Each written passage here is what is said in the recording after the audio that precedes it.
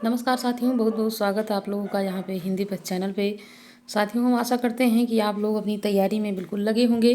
तो यहाँ पे ये रिवाइज क्लास आप लोगों के लिए रहेगी। थोड़ा सा यहाँ पे छायावाद में कुछ महत्वपूर्ण चीज़ें हैं, उसको देख लेते हैं। उसके बाद यहाँ पे आप लोगों के लिए एक प्रैक्टिस सेट जो मतलब आप लोगों को हल करवा रहे थे, उसी से मिलता जुलता यहाँ पे आप लोगों के लिए फिर हम उपलब्ध कराएंगे।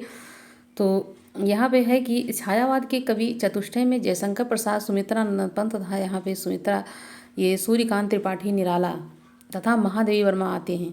4 कवियों का नाम यहाँ पे जो है चतुष्टय में रखा गया है। तो यहाँ पे चतुष्टय के अंतर्गत जयशंकर प्रसाद जी हो गए, सुमित्रा नंदन पंत, उसके बाद सूर्यकांत त्रिपाठी निराला, यहाँ पे महादेवी वर्मा जी हो जाएंगी। तो ये 4 कवि ऐसे हैं जो कि चतुष्टय के अंतर्गत इनको यहाँ पे रखा गया है। छायावाद में बृहत्त्रयी तथा ब्रह्म और यहाँ पे ब्रह्मा और विष्णु महेश निम्न मतलब किसको किसको माना गया है, ये भी यहाँ पे बताया गया है कि छायावाद में किसको ब्रह्मा कहा गया है, किसको विष्णु कहा गया है और किसको महेश कहा गया है। तो ब्रह्मा यहाँ पे आपने यहाँ पे देख लिया, जयशंकर प्रसाद जी को कहा जाता है। विष्णु यहाँ पे सुमित्रानंद पंत को कहा जाता है। इसी प्रकार से सुमित्रानंद यहाँ पे सूर्यकांत त्रिपाठी निराला जो को यहाँ पे क्या कहेंगे, तो यहाँ पे इनको कहते हैं जो है महेश कहते हैं। तो ये बृहत्त्रयी के अंतर्गत ये यहाँ पे तीनों को रखा गया है, जयशंकर प्रसाद, सुमित्रानंद पंत और सूर्यकांत त्रिपाठी निराला जी को। आगे यहाँ पे देखते हैं कि छायावाद के लघुत्रयी में जब पूछेगा तब हम किसको बताएंगे। तो यहाँ पे बृहत्त्रयी में जयशंकर प्रसाद, सुमित्रानंद पंत और सूर्यकांत त्रिपाठी निराला जी हो गए। जबकि यहाँ पे छायावाद की लघुत्रयी में महादेवी वर्मा, रामकुमार वर्मा और भगवती चरण वर्मा जी का नाम आता है। तो यहाँ पे लघुत्रयी में महादेवी वर्मा, यहाँ पे महादेवी वर्मा हो जाएगा, रामकुमार वर्मा हो जाएगा, भगवती चरण वर्मा यहाँ पे हो जाता है। तो इस प्रकार से ये 3 कवि ऐसे हैं जो कि लघुत्रयी के अंतर्गत आते हैं, जबकि जो बृहत्त्रयी के अंतर्गत हैं यहाँ पे आप लोगों ने पहले उसको देखा है। अब यहाँ पे इनका संक्षिप्त जीवन परिचय भी देख लेते हैं किसका। तो जयशंकर प्रसाद जी का है, ये भी काफ़ी महत्वपूर्ण रहता है। कभी कभी सन बहुत अच्छे से पूछता है एग्जाम में कि इनका जन्म कब हुआ। तो जन्म यहाँ पे है इनका 1889 में इनका जन्म होता है और 1937 में इनकी मृत्यु होती है। किसकी? जयशंकर प्रसाद की। इनके माता पिता का नाम तो देवी प्रसाद इनके जो है पिताजी का नाम, और मुन्नी देवी इनकी माता का नाम हो जाएगा। गुरु इनके कौन है? तो मोहिनी लाल हैं। इनके गुरु का नाम क्या है? मोहिनी लाल। किसके? तो यहाँ पे जयशंकर प्रसाद जी की बात हो रही है। बाल्यावस्था में मतलब बाल काल में इनका नाम क्या था? तो इनको झारखंडी कहते थे और कलाधर इनका दो जो है उपनाम था। किसका? जयशंकर प्रसाद जी का जो उपनाम है ये झारखंडी भी कहे जाते थे, कलाधर भी, जो है कहीं कहीं ये कलाधर से कविता भी लिखे हैं अपनी। आगे यहाँ पे देखते हैं, इनका जन्म अच्छे से याद कर लेना है कि 1889 में, और इनकी मृत्यु 1937 में हुई है। और देवी प्रसाद और मुन्नी देवी इनके माता पिता का नाम यहाँ पे हो जाएगा। अब इनकी कुछ जो महत्वपूर्ण कृति है उसके बारे में भी देखते हैं कि इनकी कृति कौन सी है। तो जयशंकर प्रसाद की महत्वपूर्ण कृतियों में यहाँ पे उर्वशी 1909 में और वन मिलन 1909। इसका ट्रिक आप लोग अपने मन में अपनी तरफ से जब बनाएंगे तभी याद होगा। और इन जो जो इनकी कृतियाँ हैं इनको लगातार जब पढ़ते और दोहराते रहते हैं तो उनका सन भी हमको अच्छे से याद हो जाएगा। तो यहाँ पे उर्वशी 1909 में, मिलन भी 1909 में, उसके बाद प्रेमराज भी 1909 में। तो ये 3 इनकी रचनाएं हो गई जो कि 9 में हैं। अयोध्या का उद्धार 1910 में है। शोकोच्छ्वास हो जाएगा, ये भी 10 में है। जबकि वधुवाहन जो है ये 1911 हो जाएगा। कानन कुसुम 1913 में हो जाएगा। प्रेम पथिक इनका 1914 में हो जाएगा। जो भी यहाँ पे सन है थोड़ा सा आप लोग अपने हिसाब से याद करिए। थोड़ा जो यहाँ 10-10 है और 9-9 इनको 3 अलग कर लीजिए। और उसके बाद कानन कुसुम, प्रेम पथिक 1914 में। महाराणा का महत्व, ये काफ़ी महत्वपूर्ण रचना इनकी है, 1914 में इसका जो है यहाँ पे सन है। चित्रधारा 1918 में प्रकाशित हुई। और उसके बाद झरना इनका, ये भी काफ़ी महत्वपूर्ण है। ये झरना जो है 1918 में। आंसू 1925 में है, कई बार ये आंसू भी पूछा जाता है तो 1925। उसके बाद लहर यहाँ पे आप देख पा रहे होंगे, तो लहर जो है इनका 1933 में इसका प्रकाशन हुआ। उसके बाद में यहाँ पे कामायनी जो कि इनकी काफ़ी महत्वपूर्ण है, जिससे इनको जो है काफ़ी प्रसिद्धि मिली। यहाँ पे कामायनी जो है ये 1935 में इनकी रचना हो जाएगी। कब हो जाएगी? 1935 हो जाएगी। आंसू 1925 हो जाएगी। लहर इनकी 1933 हो जाएगी। चित्रधारा उनकी 1918 हो जाएगी। ये कुछ ऐसी महत्वपूर्ण रचनाएं हैं जो कि कई बार एग्जाम में आ चुकी हैं। महाराणा का महत्व यहाँ पे 1914 हो जाएगा। कानन कुसुम इनका 1913 हो जाएगा। और यहाँ पे उर्वशी और वन मिलन ये आप जो है जो लगभग सब लोगों को याद हो जाएगी। ये उर्वशी, वन मिलन 1909 में है, ये तीनों रचनाएं इनकी। आगे यहाँ पे इनका है कि जयशंकर प्रसाद की प्रथम कविता कौन सी है। तो यहाँ पे आपको सावन पंचक बताना है। सन 1906 में इसका प्रकाशन हुआ। भारतेंदु भारतीय पत्रिका में कलाधर उपनाम से प्रकाशित हुई। तो कलाधर इनका उपनाम भी है, किसका है? जयशंकर प्रसाद जी का, और दूसरा नाम इनका झारखंडी है। जयशंकर प्रसाद की प्रथम छायावादी कविता जो है प्रभात, यहाँ प्रथम प्रभात हो जाएगा। तो प्रथम छायावादी जब पूछा जाता है तो यहाँ पे आपको बताना है कि प्रथम छायावादी कौन सी है, तो प्रथम प्रभात, प्रथम प्रभात। और यहाँ पे जयशंकर प्रसाद की प्रथम कविता जब पूछा जाएगा तो सावन पंचक बताना रहेगा। सावन पंचक सन 1918 में है प्रथम प्रभात, और सावन पंचक 1906 में इसका प्रकाशन हुआ। जयशंकर प्रसाद की प्रथम पुस्तकाकार रचना कौन सी है? तो पुस्तकाकार अगर पूछा जाता है तब आपको यहाँ पे आंसर करना हो जाएगा उर्वशी। यह एक चंपू काव्य है। कैसा काव्य है? तो यह चंपू काव्य हो जाएगा। ये भी कई बार प्रश्न बन सकता है कि ये उर्वशी जो है ये किस प्रकार का काव्य है, तो चंपू काव्य इनका हो जाएगा। जयशंकर प्रसाद, खड़ी बोली में जयशंकर प्रसाद का प्रथम काव्य संग्रह कौन सा है? तो प्रथम काव्य संग्रह जब पूछा जाएगा तो आपको यहाँ पे कानन कुसुम बताना है। ये इनका काफ़ी महत्वपूर्ण हो जाएगा। आगे यहाँ पे है कि कुछ इनके जयशंकर प्रसाद जी के ऐसे, ये थोड़ा सा रिवाइज क्लास है कि यहाँ से प्रश्न बिल्कुल देखने को मिल सकते हैं आपको। जयशंकर प्रसाद द्वारा रचित झरना को छायावाद की प्रथम रचना स्वीकार किया गया है। तो यहाँ पे जब पूछा जाता है कि झरना किस प्रकार का इनका जो है इनकी रचना है, तो इनकी जो झरना है ये छायावाद की प्रथम रचना स्वीकार की गई है, मतलब मानी गई है।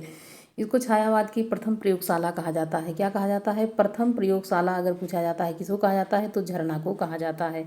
जयशंकर प्रसाद की आंसू में 1933 में छंदों का विरह प्रधान स्मृति काव्य है।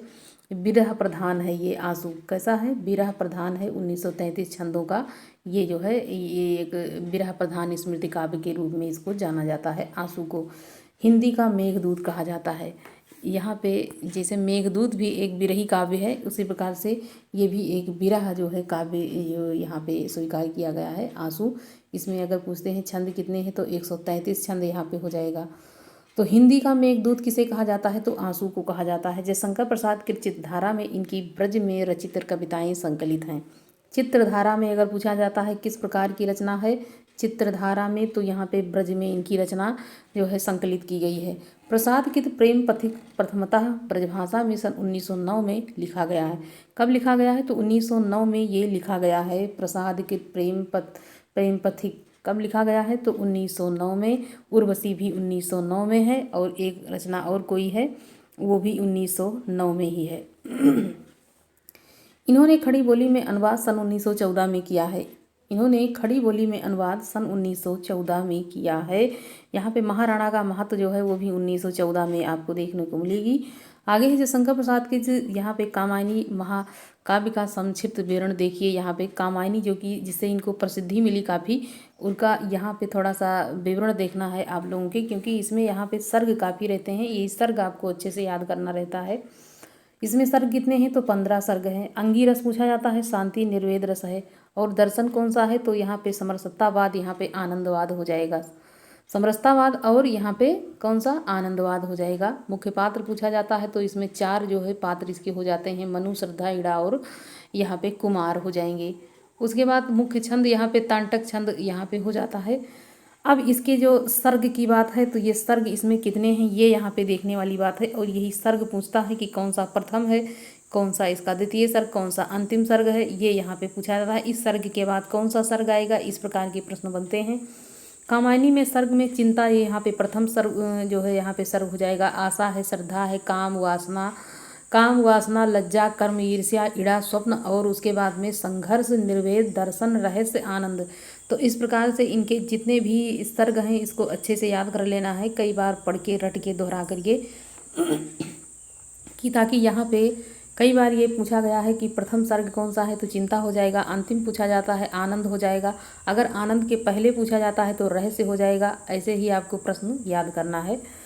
और यहाँ पे प्रतीक के रूप में जो प्रतीक जो है ये यहाँ पे प्रतीक पात्रों को यहाँ पे पूछा गया है। मन का प्रतीक यहाँ पे मनु हो जाएंगे। हृदय का प्रतीक श्रद्धा हो जाएगी। ये प्रश्न भी काफ़ी अच्छा रहता है, कई बार बन चुका है एग्जाम में। बुद्धि यहाँ पे इड़ा हो जाएगा। मानव यहाँ पे कुमार हो जाएगा। तो ये कामायनी के 4 पात्र हैं। कौन है? 4 पात्र यहाँ पे हो जाएंगे। मन किसका प्रतीक है? मनु यहाँ पे हो जाएंगे। हृदय जो है श्रद्धा का हो जाएगा। और उसके बाद बुद्धि जो है यहाँ पे इड़ा हो जाएगी। और मानव क्या है? कुमार हो जाएगा। तो इस प्रकार से आप यदि याद कर सकते हैं, जैसे मन है मनु है तुरंत उसे मिल खाएगा। उसके बाद हृदय श्रद्धा, यहाँ पे भी हृदय में दा आ रहा है, श्रद्धा में भी दा आ रहा है। बुद्धि ये थोड़ा सा हटके है, तो ये थोड़ा आप अच्छे से दिमाग लगाएंगे तो अपने आप याद है। मानव और कुमार ये भी काफ़ी मिलता जुलता है, तो यहाँ पे आपको याद जो है हो जाएगा। आचार्य शांतिप्रिय द्विवेदी ने कामायनी को छायावाद का उपनिषद कहा है। छायावाद का उपनिषद कई बार पूछा गया है कि किसने कहा है, तब यहाँ पे आपको बताना रहेगा कि शांतिप्रिय द्विवेदी ने इसको छायावाद का उपनिषद कहा है। किसने कहा है? शांतिप्रिय द्विवेदी ने छायावाद का उपनिषद यहाँ पे कहा है। जयशंकर प्रसाद को प्रेम सौंदर्य का कवि माना जाता है। प्रेम और सौंदर्य का कवि यदि किसी को माना गया है तो यहाँ पे किसे माना गया है? जयशंकर प्रसाद जी को। महाप्राण सूर्यकांत त्रिपाठी निराला का संक्षिप्त जीवन परिचय यहाँ पे आप देखेंगे।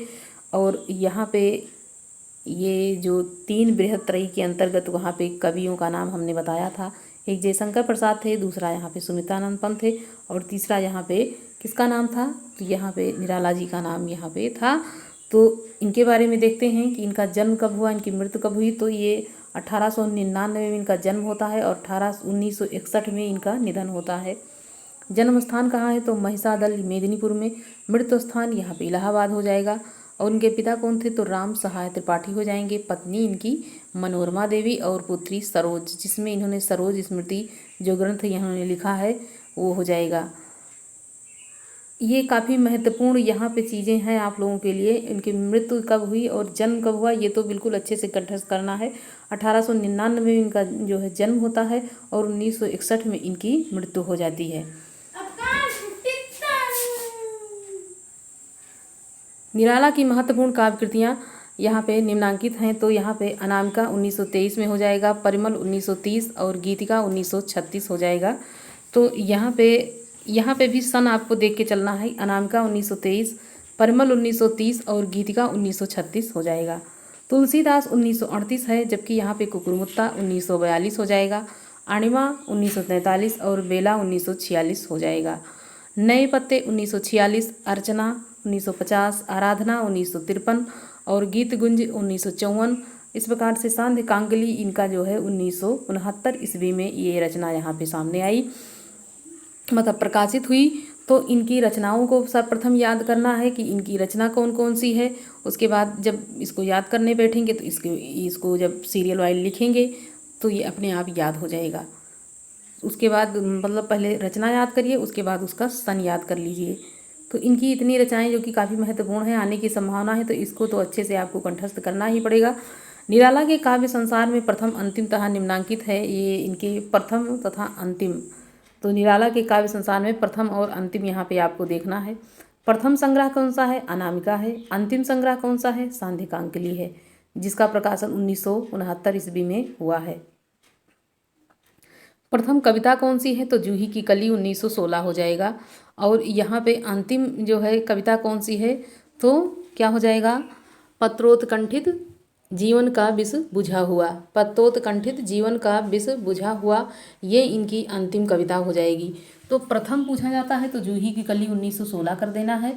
अंतिम पूछा जाए पत्रोत्कंठित जीवन का विष बुझा हुआ, यहाँ पे प्रथम संग्रह तो अनामिका हो जाएगा और अंतिम संग्रह सांध्य कांकली। इस प्रकार से जब आप इनके सन को याद करेंगे तो 1923 में अनामिका का प्रकाशन हुआ है और 1969 में यहाँ पे सांध्य कांकली का प्रकाशन हुआ है। तो इस प्रकार से आप इसको याद कर सकते हैं। निराला की अनामिका और परिमल में संकलित महत्वपूर्ण कविताएं आप यहाँ पे जानेंगे। तो इसके बारे में कल हम आपको थोड़ा सा बताएंगे कि ये जो मतलब जो छायावाद है, ये जो आपको बता रहे हैं, ये काफ़ी महत्वपूर्ण है। ये 2-1 दिन में ये पूरा अच्छे से रिवाइज हो जाएगा, तो इसको जो है कर लीजिए। उसके बाद यहाँ पे हम जो है ऐसे ही प्रगतिवाद, प्रयोगवाद, हर चीज़ मतलब, और उसके बाद में जो ये उपन्यास कहानी, इसको भी हम ऐसे जो है रिवाइज करवाएंगे, ताकि आप लोगों का जो भी आपने पढ़ा है वो अच्छे से इसी में चलता रहे। तो साथियों, मिलते हैं अगले वीडियो में, तब तक आप लोग जो है पढ़ते रहिए।